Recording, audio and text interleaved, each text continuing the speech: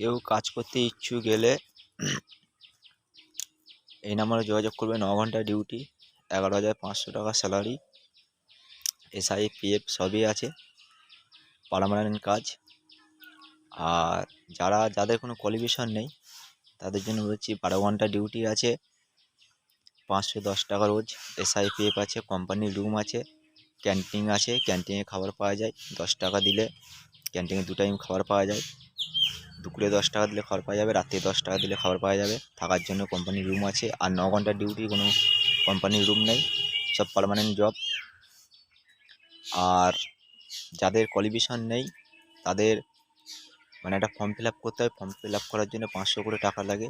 আর যাদের কোয়ালিফিকেশন আছে, maximum 8 pass বা মাধ্যমিক পাস আছে, তাদের কোনো টাকা লাগে না।